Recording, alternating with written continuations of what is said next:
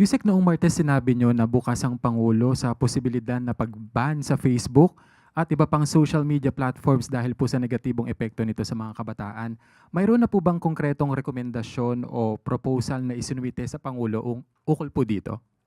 Nung Martes po ay nasabi po natin dahil ito din po ang nakita ng CICC at ng DICT.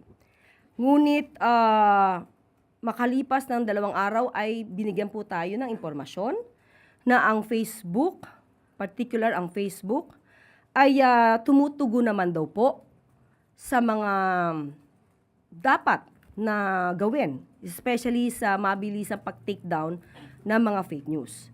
So, ito po ang nais natin ding ipahiwatig sa ating mga kababayan na hindi po nakikitaan sa ngayon ang Facebook na mahirap na kausapin at hindi po ibig sabihin na kapag naman na yung iba na mga social media platforms ay hindi tumutugon, lahat naman po ay dapat na maban. Hindi po yun ang nais ng ating Pangulo at ng ating administrasyon.